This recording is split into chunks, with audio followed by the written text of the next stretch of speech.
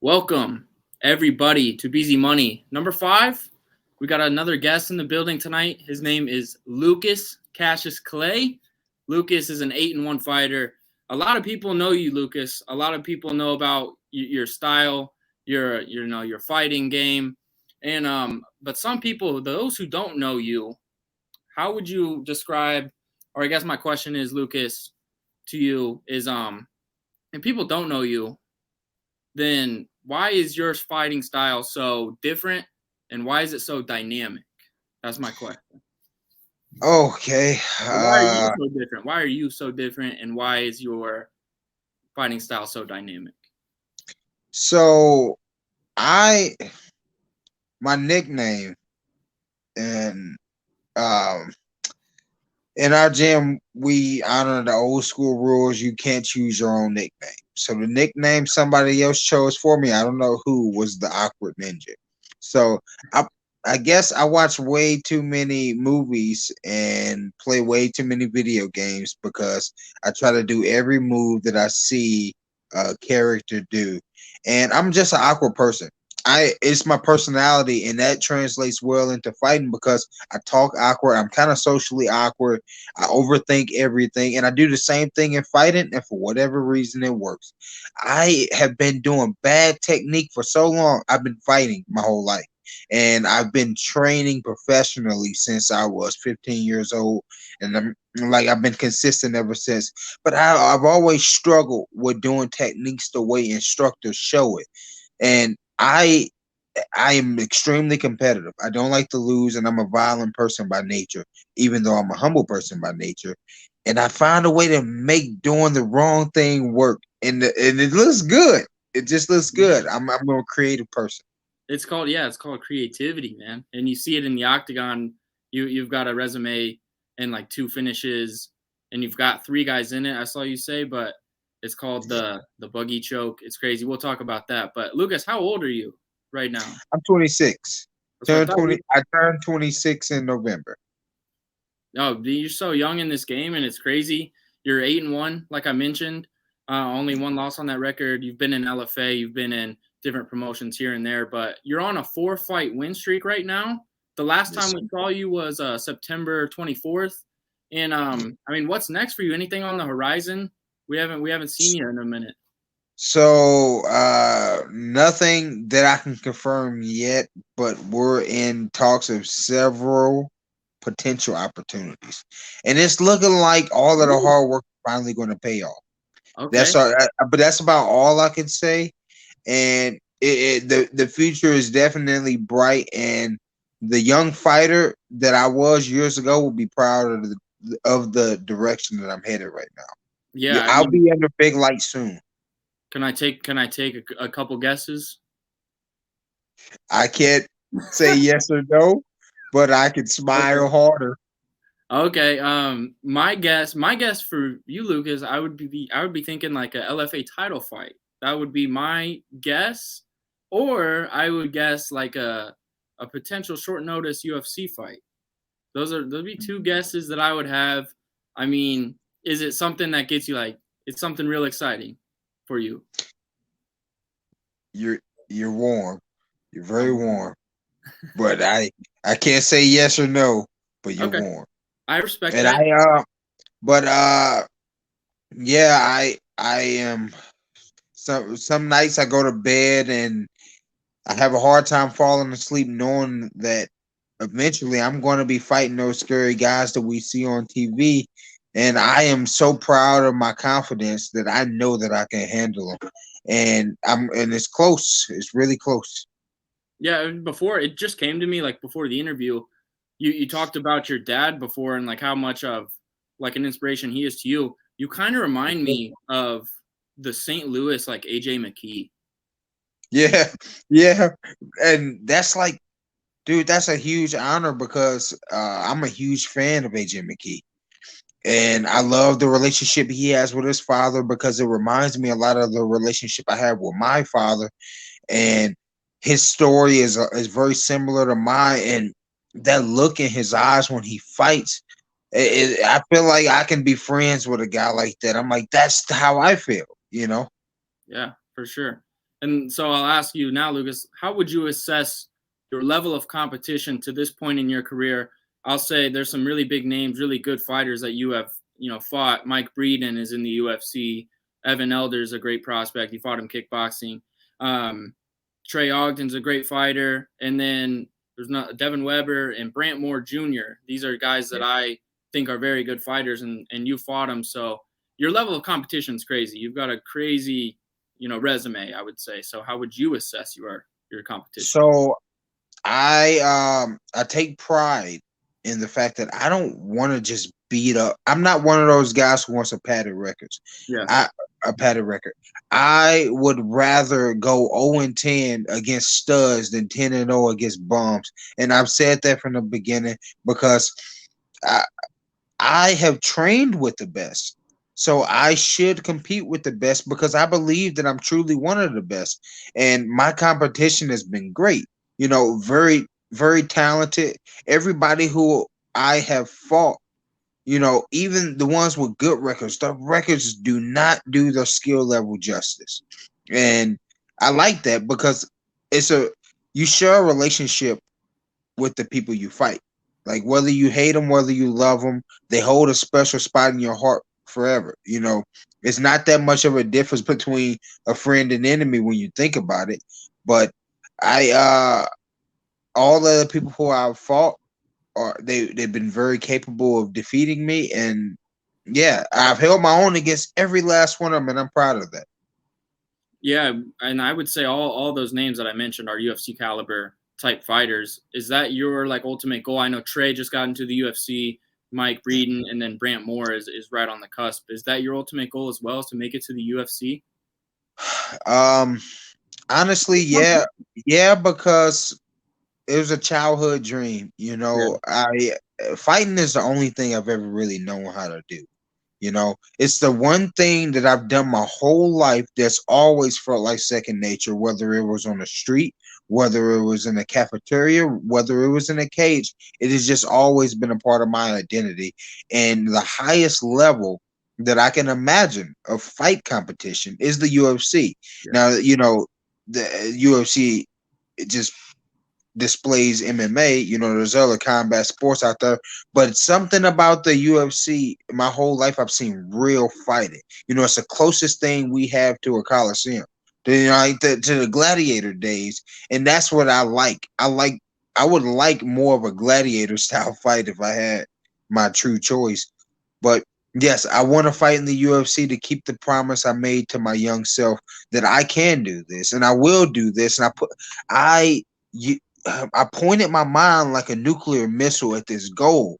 And if I achieve that, it's going to be a huge boost in like my self-image.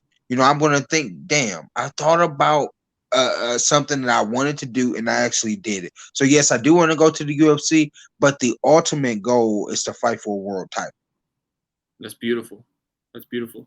So world title, LFA, Bellator, Yep. these are world titles. So Yes, sir. that's beautiful. Yeah. So any world title, Lucas Clay's coming for it. Right? Yes, because I want to be Lucas Cassius Clay, the world champion of any world champion, just world champion. Yeah, you're on the right track. That's for sure with your record. And now, I mean, what people know you for, Lucas, or one of the reasons people know you is because you have two finishes on your record, and you've talked about this before. It's called, the Claymore choke. It's called the buggy choke. There's different variations. You're obviously the Claymore inventor. But can you explain to people what the Claymore choke is and Okay. how it works? Because it's weird. It's crazy. I don't know what I'm looking at when I see it, but I know that it's vicious. Yeah. It's beautiful. Yeah, it's a mess of limbs when you're looking at it if you don't know what to look for. But it's a little bit of a backstory, but I'll make it quick. Uh Yeah, whatever you want. so like I said, I don't do great at doing techniques the way instructors show, but I find a way to attack from any position. And my first and beloved Brazilian Jiu-Jitsu coach, Rodrigo Vahi, a Hickson Gracie black belt, just a mastermind with Jiu-Jitsu. I remember him making a joke to someone during a practice while watching me roll, and I was attacking while this guy had me in mount, and I finished him with an Americana. I'll never forget it because everybody started laughing and said Lucas will try to finish from anywhere, and I'm like, you damn right I will. This is Well, a fight. he was in yeah, route. yeah, well, yeah. He mounted me, and I tried to hip escape, and it didn't work. And I was like, "Screw this! I'm gonna tap one way or another." So I snatched an Americana and finished it. Can't believe I did it. This was a purple belt, and I was a white belt at the time. But when he said that, I kind of started reassessing my game, and I'm like, "You're right. I will try to attack from anywhere." And one day, this guy had me in side control. I was in bottom side control. He passed my guard. Nothing I can do about it. He was just better at passing than I was at not getting past.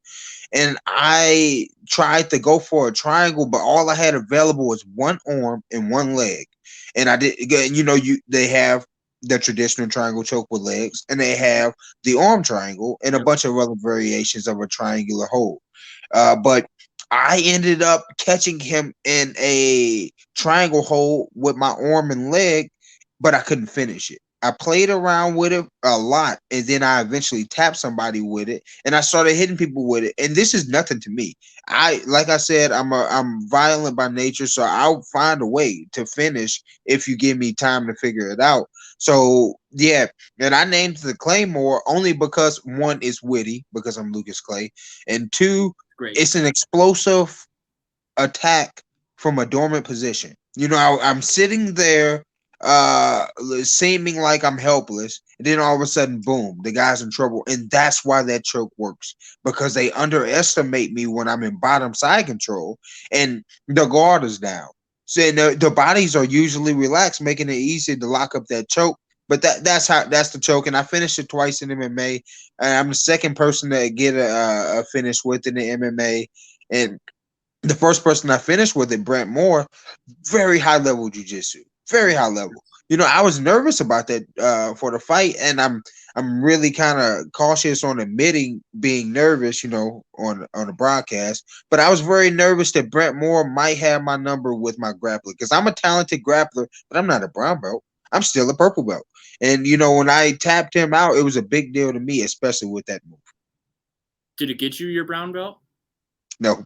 No. Still a purple belt.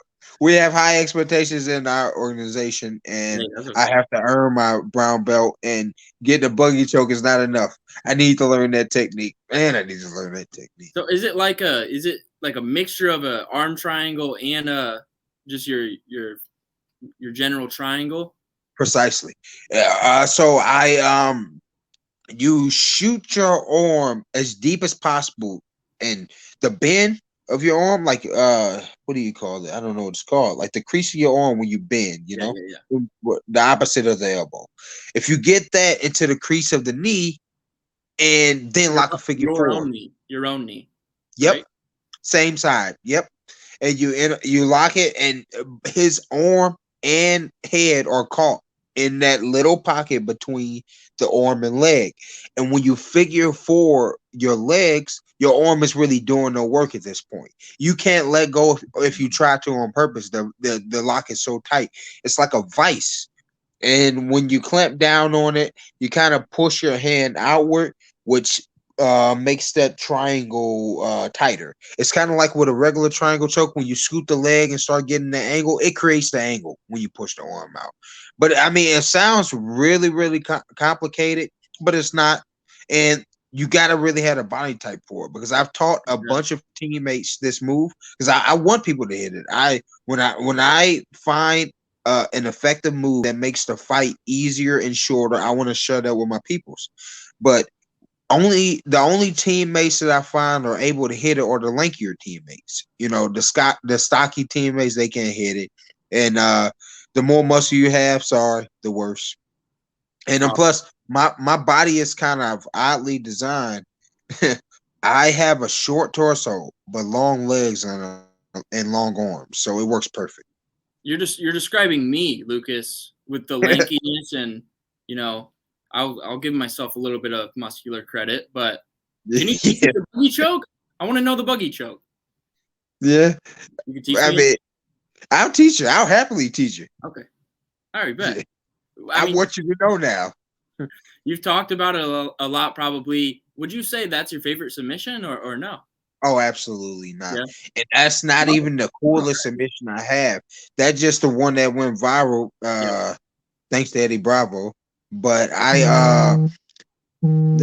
have a library of moves like that are original to me, and I literally have a diary that because I'm a pretty decent artist too, so I draw like my own little diagrams just for my own memory, and I have a bunch of moves that I designed and everything that I keep to myself. But That's awesome. That's cool. What is your favorite submission then? Like, do you, if you had to pick one that a you like? symbol plot. I think my Yeah. favorite submission is either a symbol plotter or 100%. And the sambo plata is a technique from combat sambo, and 100% is a neck crank, almost like a backwards full Nelson from catch wrestling. Okay. And I also like to study a lot of grappling arts and steal moves from them and mix them in with my jujitsu. Yeah, that's awesome. And your ground game is very high level, as we've seen. How close is your striking game? Do you think your striking game is just as good, or how well rounded of a Absolutely. fighter? My striking game is equally as good, but twice as creative. And I'm frustrated after every fight where I use my grappling and the fight gets finished before I can display my striking, because my striking is a lot more entertaining. Like if you showed up to a sparring practice and watched me spar, you never want to leave. I'll entertain you, and I guarantee it. But I don't show it in fights too much. I usually have a sizable advantage over my opponents with my grappling, to where I don't get to show my striking. And Yeah, then plus, I know how to stress a guy out. If I'm in front of you, you won't want to strike with me because you're never gonna know what I'm gonna throw, because I don't know what I'm gonna throw. And most guys end up trying to take me to the ground or trying to clinch, and it just happens. yeah, I like that. Yeah, I'm excited to watch you fight again. And I'll ask you this: I got a question for you now, Lucas. Would you Yes, sir. rather?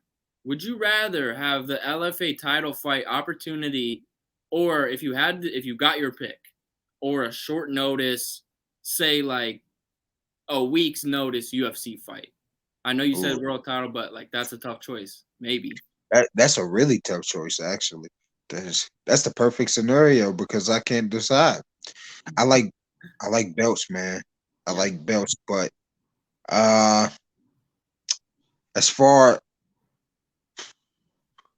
my career is more important, and my resume looks better if I can say I'm a former UFC fighter versus a former LFA champion. Now, I would love to have the LFA belt for nostalgia, because LFA has been really good to me too. Like, I've developed great relationships with them, and plus they know how to put on a show. They make you feel like a prince when you fight for them. But when I'm an old man, I want to look at my trophy case and see an LFA belt. But I'd rather see a picture of me knocking the guy out in front of Dana White. Absolutely. Man, that's a great answer, by the way. That's a tough choice. That's a tough Yeah, choice. it was. I don't even know if I answered it, but Yeah, you that's did. truly how I feel. Yeah. What weight do you feel the best at, Lucas? Do you feel better at I'm praying 170 or 55? I'm praying for that 165, but Yeah. I'm a I'm a tweener for sure, man, because I'm a bigger lightweight, and I tried to go to 170. And those guys are huge. The guy got a body lock on me and popped my back 3 times. And like, true story. He body locked me, and I heard my back sound like bubble wrap. And I'm like, yep, that Uh-oh. weight cut is worth it.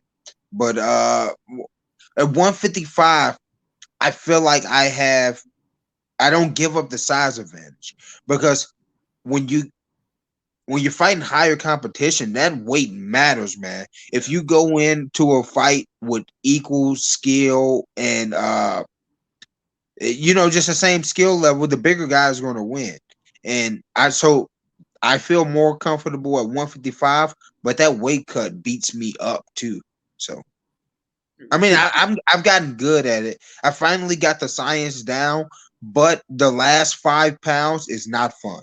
I And bet. I would every time I cut to 155, I see 165 and wish that I could stop right there because I do awesome at 165.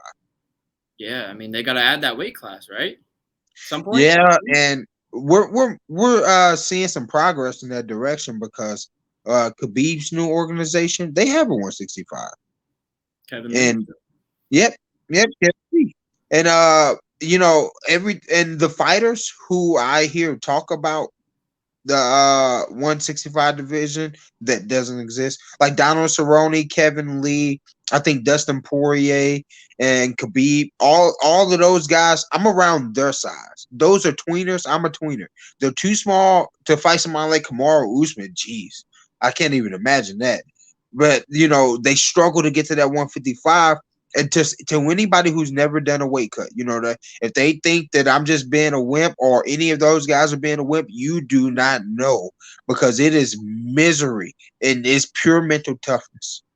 Yeah, I've never cut weight in my life, and I respect the shit out of all the fighters that do it because Yeah, I'm not doing that, Lucas, anytime soon. Sorry, but dude, I said the same thing, but then I fought a guy who popped my back. So, yeah. So you fought twice in 2021. Does the weight cut, if you're at 55, maybe only allow you for your body? Two No, good times, two good performances. no, I honestly have a hard time finding fights. That's the honest to God truth. I have a hard time finding fights, and a couple of the I would have liked to be more active over the last few years, but a mix of it being hard to find fights and injuries has slowed me down. But I'm hoping that this year is a start of high activity. Like I'm hoping that I can fight at least 4 times this year and fight no less than 4 fights for the rest of my career Nice. per year. Do you have a month in mind of 2022 that you're looking to fight? I'll take a short notice this month if possible, but I have to have something scheduled by March. I refuse to build up any ring rust anymore because that space in between fights, the cage floor feels different to the bottom of my feet, every time. And I don't like to have to get comfortable every single fight. I want to get in there and it's just another day in the office. Yeah. And my pitch to, almost every fighter that comes on here, would you ever train at Kansas City? I'm a Kansas City guy. I know you're a St. Louis guy, Yeah. Would you ever train in Kansas City or no? I most definitely would. Especially because now, oh God, how am I gonna word this? You say I it. am a very what is the word? Loyal? Like I'm loyal, but I'm down for my team. My Yeah. team is my family, but that doesn't mean that I'm against everybody else. I'm SCMMA. That's my family. That it's just that's home. But I would love to train with those glory guys. I see some of the pictures after the practice. Not that I'm stalking anybody, but I see some pictures every time. I'm like, damn, that is a stacked room. And guys like James Krause, that dude is a genius. And I know people who know him, and I just want to say some people that I highly respect him. So he's got to be the man. And then plus the one loss that I've had was to a glory guy, and the one of the hardest fights that I've ever had against Mike Breeden, a glory guy. So they're doing something right. I'd love to train with them, and if they would have me, That'd be awesome. I mean, why wouldn't they? You got a great record and stuff, and I know they had what? that Buckley beef and with Krause and stuff, but Yeah, look at us coming together, Lucas. yeah, yes, sir. But so the only reason I can imagine them saying no, we can't do that is uh if I could be a potential opponent to any of their guys. That's the only thing, and I will respect that. But But we could all get better by training together because at the end of the day, it's bigger than St. Louis versus Kansas City, bigger than Glory versus SMMA. We are all trying to be the best in the world, in an individual sport. Yes, sir. Missouri's on the rise as a whole, like St. Louis too. There's some crazy talent coming out of there, crazy talent Yeah. coming out of Kansas City. We're all on the rise, and I'm stoked to be a part of the journey, man. It's Amen. amazing. And so, Lucas, I would say one word to describe your fighting style is creativity or creative. What's one word you would describe if you had to choose one word to describe your fighting style? Awkward. Awkward or weird, one of the two. Okay, that's a good answer. I mean, I like the way yours sounds positive, but it's not always. It doesn't feel like I'm doing anything right while I'm doing it. All of a sudden, all of a sudden, my hands getting raised.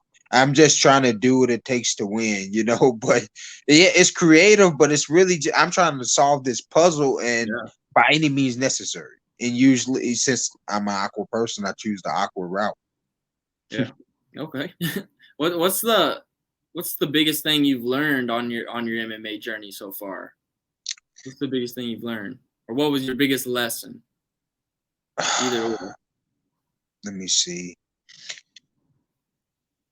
A really big deal for any fighter or any athlete or any human is defeat's going to happen, and the defeat is not really your opponent defeating you. You get defeated uh when you don't rise to your own expectations. And when I lost to Trey Ogden, it was a huge, like, it messed up my head a little bit because one, I felt like I prepared for that as best as possible, and it sucked. Everything about it sucked, but I had to rebuild my mind, for lack of better words. I had to realize, okay, that is not the end. That's that's the middle, and there's a lot. This journey is going to go a lot further, and I had to adapt and adjust, and that's really hard to do. I say it. I can't put enough emphasis on that, and that was a huge part of me being a man. I had to know, okay, are you going to sit around and complain about it, or are you going to do the best you can to make sure that never happens again? And since that's happened, I've had to apply that in real life because, fighting is a huge part of my life, but it's not my whole life. I have a wife, I have children, I have a career. I'm a plumber by trade, and it's a pretty hard career. And every single day, I get some sort of obstacle that I really want to quit. I just want to go home, cut off the lights, turn on my phone, and quit. But I don't. And that fight with Trey Ogden taught me how to do that and be comfortable being uncomfortable. That sums it up right there. The biggest lesson I've learned from fighting is how to adjust and find a way to be comfortable being uncomfortable. That's beautiful. Thank you for sharing that, Lucas. That was amazing, man. So, I and I think overtalked it. I'm sorry. no, it's beautiful. I like it. So, talk as much as you want, man. Are you a big UFC guy? You're a UFC fan, would you say? I am. I'm a huge UFC fan, and more than just entertainment for me, it's a study tool, and it's a way for me to. It's kind of like a stock guy watching the stock. I gotta watch to see how the game is evolving. I say, oh, what are people doing lately? People really starting to heel hook. A lot of guys are liking flying knees. It helps me keep up with the trends that what direction fighting is going. So yes, I'm a huge UFC fan. Okay, we got a big card this weekend. We got Adesanya versus Whitaker 2. Can I get your prediction in the main event? And then there's one other fight I want to talk to you about. It's your division. I wouldn't gamble on it because I Yeah. honestly didn't. I expected Israel to win the first one, but I didn't expect him to finish Whitaker. That really threw me off. But it all depends on what fight Whitaker fights, and that determines whether Adesanya is going to win a decision or knock him out again. I don't see Whitaker having the answer for Adesanya. Yeah, I've been flip flopping all week, but I already made it public. Adesanya decision. So Yeah, I agree. I agree with you on that. Adesanya by either unanimous or majority decision. That's what I'm going with. and then I like it. One of the biggest stylistic matchups I like, and it has to do with your division, 155, is Nasrat Hakparast, a guy I really like watching, and then Bobby Green, who is, got crazy fast hands. He'll keep his Yeah. hands down the whole fight, but it Yeah. doesn't matter. Like, he's still very effective. I love that style matchup. Like, what do you think about that fight? I see Bobby Green losing, and then I don't know. I want to say him throwing that left hand. I'm just gonna say he's gonna be losing the fight, and then all of a sudden he's gonna land that left hand and knock him out. Because I think that's where he excels best, when he's losing the fight and his opponent gets overconfident and they forget that he has a piston slash cannon of a left hand. And it's because he keeps his hands low. You don't really see it coming. It's like it comes from the floor. He just shoots a rocket from the floor. Yeah, I've been on the Nasrat hype for a while now, so I like watching him fight. I root for him, but I mean, it's hard not to like Bobby Green. I think everyone really likes that guy, almost loves I that think guy. Nasrat, if he does beat Bobby Green, that's going to put him on a whole different level in my mind. Yes. I think Like, so. I think that he has uh, a really tall ceiling in the lightweight division if he beats Bobby Green, let alone finishes him. Yeah, and you know what else we got this weekend, Lucas? I don't know if you're a big football fan. But we got the Super Bowl this weekend. Are you tuning Yeah. in? I only watch football for the Super Bowl. Okay. But since you said I can talk as much as I want, I'm gonna share a small story with you.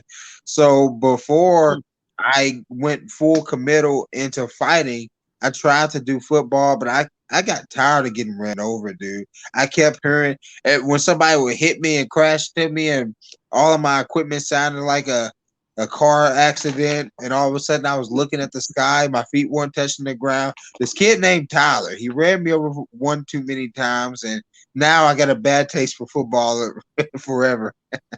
Yeah, you had the Rams in St. Louis for a long time. Like my childhood, the Rams were always there. Are you rooting for the That dude, Rams? no, No, to hell with the Rams. They left. they They left. left. They left, and they. I hope they never come back.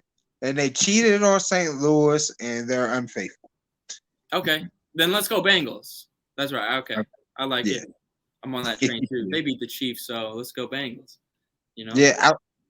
Chiefs. I root for the Chiefs. Okay, that's respect. A All the lot of time. people respect that answer.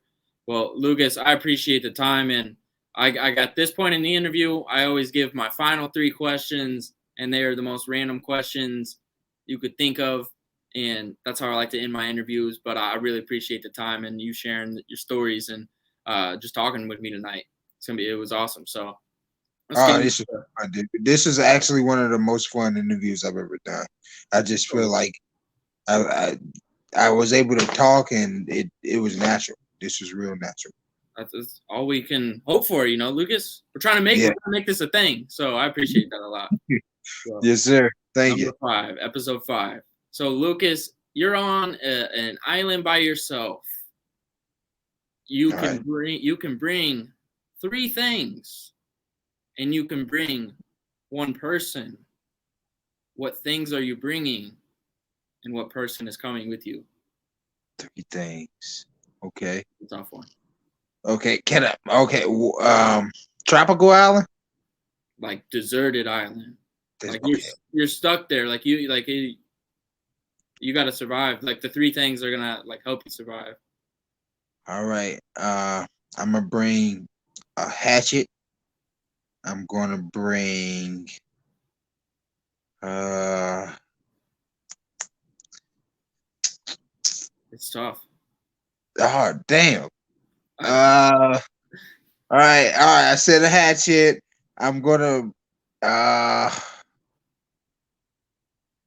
one of those little water purifying straws. I saw one on a Facebook video. A hatchet, a water purifying straw, That and exists. It's a thing. huh? That's a thing. Yeah, it's like some sort of straw that you can like drink straight out of a river, and it purifies the water in real time. It's awesome. What a time to be alive. And I think I need one of those. yeah, I know, right? And I know I already got a hatchet, but a machete just because it's cool. And I'd bring Which I I think found. I'd bring my wife because uh I don't know. She's the only person I really talk to therapeutically. So without her, I'd really go crazy. And then I'd probably invent a false version of her anyway. So I might as well just bring her. Yeah. Okay. Bring the wife. Good answer. Safe answer. And you're bringing a hatchet, a machete, and a purifying straw. Yeah. Yeah, Okay. because I am from weight cutting, I know how important water is. So I'll figure out food with my hatchet and my machete, but I need that water. So I need that straw. Okay.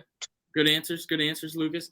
My next question of the final three is put on your chef hat, Lucas. What's the most impressive thing that you can cook? What's on the menu, the Lucas Clay menu? So I make have you ever heard of egg in the holes? Egg in a holes? Yes. No. I Okay. no, I'm not very. I'm bad. I'm bad at like with food. I'm not Thank God. picky, but I'm I just about haven't had. I'm about to blow your mind Let's because go. this is like it's one of the best things I've ever tasted, and I'm so grateful that I know how to make it. So pretty much, you take like a cup or any sort of container with a small enough opening to where you can perfectly cut out a circle in the center of a piece of bread. Okay, you basically put a hole in the center of the bread, and you keep that hole that you cut out, and it'll be a smaller circle. You um, put a nice amount of butter in a skillet, and you put the bread in there, and then you crack an egg and put it in the center of the bread, that hole that you cut out, Mm. and then you let it cook for a few seconds, and then you flip it, and then pretty much you got like what do they call that? Like a medium cooked egg. That I like my yolks a little runny because I love the effect it has on the toast. And pretty much the center will be kind of jelly, but a little bit runny, and it'll be the perfectly buttered toast. And then you also toast that little circle that you cut out. Now I just found out this way to make it better, and you basically throw some cheese down before you put the bread down, and then it's like melty Ooh. toasted cheese on one side of the bread. And oh my god, that's the best thing I can cook. One of my favorite things. But I'm a pretty decent cook, and I say that humbly, you know. But everybody who's ever tasted my food loves my food. Okay. The egg in a hole. That's Yep, Lucas Clay has it in his bag, and he could whip it out at any moment. You it'll know, change your life. if you got a skillet and some cheese and some like Yes, sir. how do you cut the hole in the bread, like a cup So or I usually use like a cup or something because it's easier. But or like a top, like a mason jar top. You just need oh something yeah, to put the pressure on the bread and kind of twist it a little bit, almost like the opposite of an uncrustable. oh yeah, and then you just take it off. Oh well, Yeah, yeah, trying to visualize. Oh, you just gotta like twist it, get it yeah, out. pretty much. And then you press and then twist, and then eventually you can just pull up the container, and a piece of bread will be stuck in the center of the cup, and then you just kind of pop out that bread that's in the center. Now you got the perfect hole in a piece of bread. What do you do with the middle piece of bread? You toast it as well, and it makes a pretty good piece of toast. Okay. You butter the pan and toast it on both sides, and it's really light. It's got the perfect crisp. And I'm a texture guy more than I Okay. like. I'm huge on flavor, but I'm even bigger on texture. And it's no resistance to get your teeth. It's just a perfect piece of toast. Okay. I like that answer. Thank you, Lucas. And then lastly, of the final three, this one is MMA related, but who's your MMA GOAT? Who's the greatest to you, Lucas, to ever do it? All time, huh? I say George St. Pierre Really? because not only he, along with John Jones, Khabib, and Anderson, they dominated their divisions when it was talent packed. But it's something about the way George St. Pierre was perfectly well rounded. He didn't have a collegiate wrestling background. However, he had one of the best wrestling games. That to me is a big deal because for somebody to be able to adapt a skill that they haven't been doing their whole life and dominate people who has been doing it their whole life, he's a different kind of human. That's a human who has the ability to learn and perfect in a short amount of time. So, yep, giving it to George St. Pierre. The more I talk about it, it's no question. I thought you were gonna say Khabib. Nah, Khabib had a ways to go. Yeah. Khabib was great, but I don't think he was the GOAT. His record is deceiving. I think that if he would have stayed around longer, we could have saw him be tested. He might be the GOAT, but he didn't prove it. That's true. That's true. I like that answer. GSP. You can't go wrong with GSP. Can't go wrong. Welterweight. He's like a 165er maybe. He'd be a scary 165er. I think so. I think he could have easily made 165 because he had to force himself to gain weight to make 185. You know, that was a real concentrated effort. But yeah, I think he'd be a killer 165. Absolutely. Well, Lucas, I really appreciate the time. Is there any like final words you want to say before we sign off here? Nah, I love my team, SCMMA. It's too many names to give shout outs, but no. I'm thinking something after we end this show, but yeah. No, you're good. But something big is coming for Lucas Clay. You could guarantee that. Greatness is near. Greatness is near. I'm sure we'll hear some news coming from Lucas Clay camp pretty soon. He wants to fight in March. He wants to be in the UFC. He wants to hold an LFA title. I think both of those options might be laid out in front of you. I think you're well deserving of both of those opportunities. Amen. Thank you. And I really appreciate the time coming on Beezy Money tonight. And we'll see you guys next week. We're pumping them out every week. Episode number 5 with Lucas Clay. Thanks again, Lucas. No problem. Okay.